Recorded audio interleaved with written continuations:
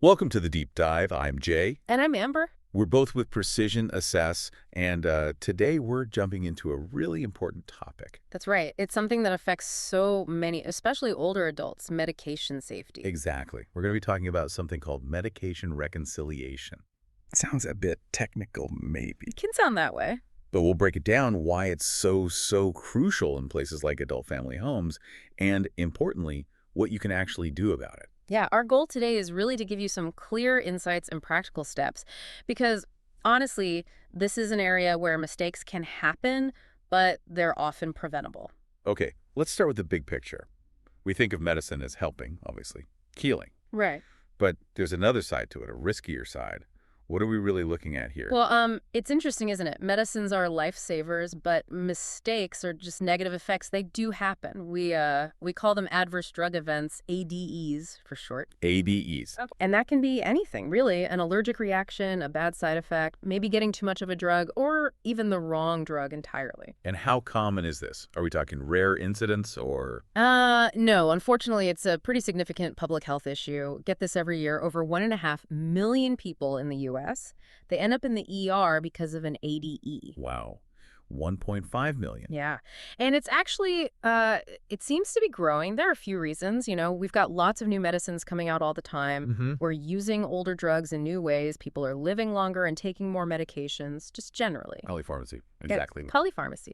And we just use medicines more often now for treatment, for prevention. It all adds up. So understanding how to be safe with medicines is just super important for you, for your family, anyone you care for. Absolutely vital. Okay, so one key way to improve safety is this thing, medication reconciliation. What? Let's unpack that.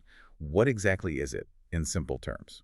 Okay, simply put, medication reconciliation means making the best, most accurate list possible of everything someone takes. Everything, like Prescriptions, yes, but also, over-the-counter stuff. Yeah. Things you buy at the pharmacy without a prescription. Like pain relievers or allergy meds. Exactly. And vitamins, too. Yeah. Herbal supplements, the whole picture. Okay. Then, once you have that list, the really crucial part is comparing it carefully whenever there's a change. A change like what? Like after a hospital stay, that's a big one. Or when a doctor prescribes a new medication. Or even just during a regular review of their care plan. And the goal of comparing these lists? The goal is pretty straightforward, actually. It's making sure the right person gets the right medicine, the right dose, at the right time. Simple, but critical. Right. And it's also about spotting problems. Like, is someone accidentally taking two drugs that do the same thing? Is a medicine missing? Is the dose wrong? You catch those things. Okay, I see. Now let's zero in on adult family homes, AFHs. Why is this process so important there? It seems like it would be complex. It is, and that's exactly why it's critical. Think about the residents in many AFHs, particularly older adults. They often have that polypharmacy situation we mentioned. Taking lots of different pills. Lots of pills, yeah. And often from different doctors, right? Their primary doctor, maybe a heart specialist, a kidney specialist.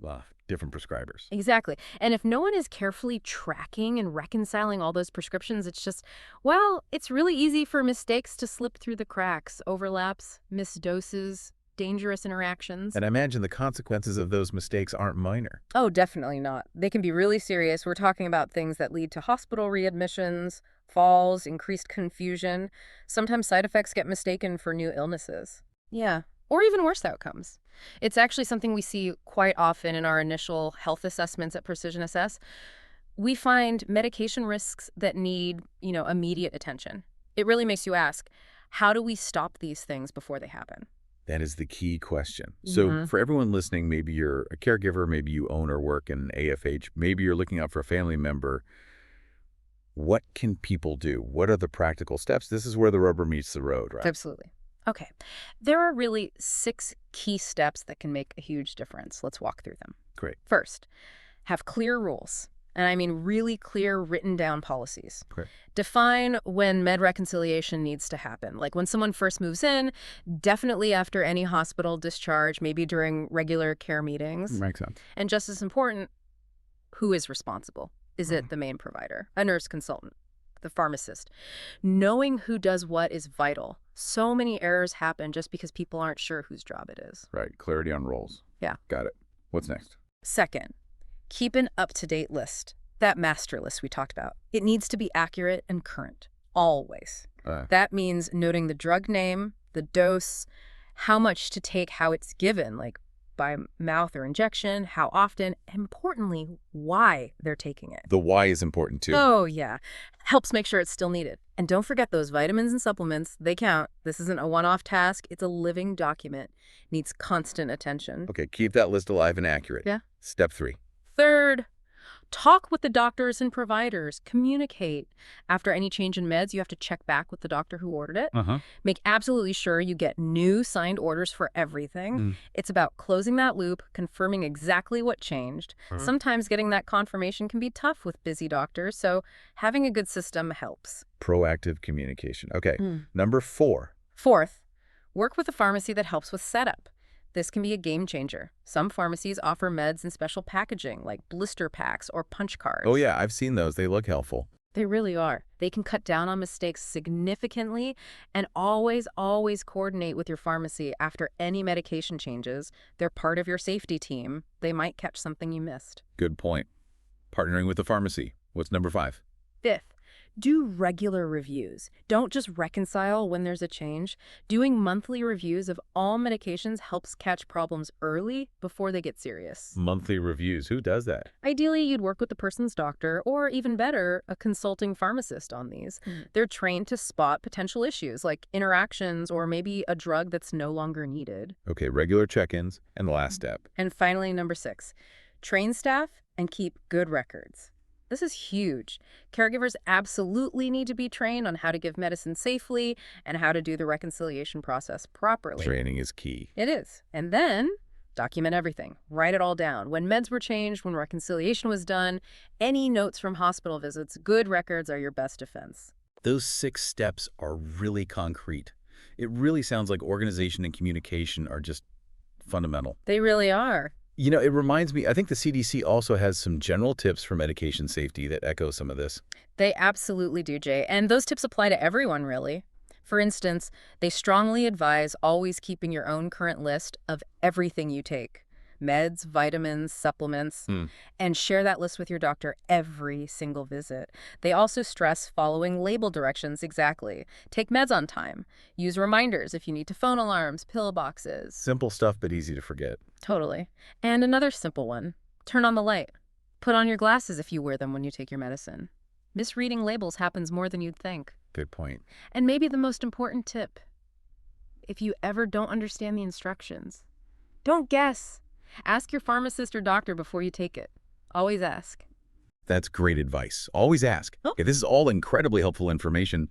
But I imagine for some folks listening, maybe an AFH owner or a family member, it might feel a bit overwhelming. Yeah. How do you actually implement all this? Where does Precision Assess fit in? That's a really important question. How do you get the support you need? Well, at Precision Assess, this is exactly what we do. We work hands-on with adult family homes to make these processes, easier and safer. Okay. So we do those initial health assessments we mentioned, and we specifically look at medication lists and risks right from the start. We help with placement assessments, too, to make sure a resident's medication needs can actually be met where they're going. Then there's nurse delegation.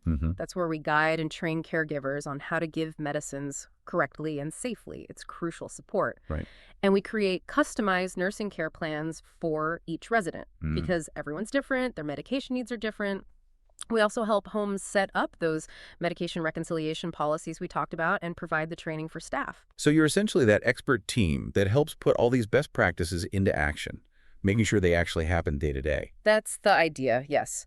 We help bridge that gap between knowing what needs to be done and having the system and support to do it consistently and safely. We provide that practical guidance. That sounds incredibly valuable. It really brings it all together. This deep dive has definitely shown that medication reconciliation, it's not just paperwork, is it? Not at all. It's a fundamental safety practice. It protects people. Yeah, it's a critical tool for keeping our most vulnerable loved ones safe. And, knowledge is great, but it's most powerful when you actually use it, when you apply it.